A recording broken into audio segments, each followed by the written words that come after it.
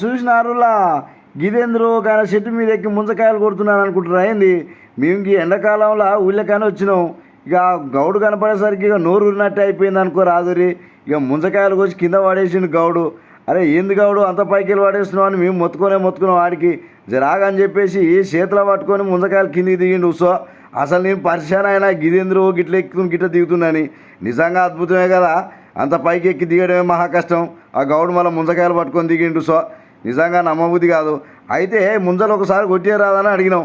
అడిగితే కట్టితోటి కట్ చేసి ఇస్తుండులా. అసలు ఆ చెయ్యి తలకుట్ట ఏందా ప్రాక్టీస్, అసలు మామూలు ప్రాక్టీస్ కాదు. పరిశాన్ అయినా అనుకో రాదురిగా. అసలు కొట్టినైతే కొట్టిండు, ఈయనైతే ఇచ్చిండు. ఇక తింటుంటే ఉన్నాయి చూడు రాదు. అబ్బాబ్బా ఏమన్నారు రుషా, ఎండాకాలంలో ఎందుకు తినాలి గౌడీదని అడిగితే మంచి సలవా అని చెప్పిండు అనుకో రాదురిగా. అది తింటుంటే ఇక నోరు ఊరుతుంది. ఇక అది ఒక్కటే కాదు, ఇక కళ్ళు కూడా వంపరు రేఖ అని చెప్పిన. ఇక ఊకున్న నా గౌడు రేఖ కళ్ళు వంపనే పంపిండు అనుకో రాదురి. ఇక బుసబుస వంగుతుంటే తాగుతుంటే ఉంది అనుకో రాదు. ఇక మామూలుగా లేదు. సురాపానకం అని దేవత కాలంలో అందుకే అన్నారేమో అనిపించింది అనుకో రాదు. ఈ అబ్బా ఏమని ఉందా ఒక్క నిమిషం ఆగు గౌడు సుక్కలు రాలుతుందని ఆపిన. ఇక గౌడు అంతటితోటి ఆపేసిన అనుకో రాదురి. అసలు కళ్ళు అంటే కళ్ళు మామూలు టేస్ట్ లేదు, అబ్బా అనిపించినట్టుంది. ఇక ఎమ్మటే మా దోస్తు కూడా బట్టనే పట్టిండు రేఖ.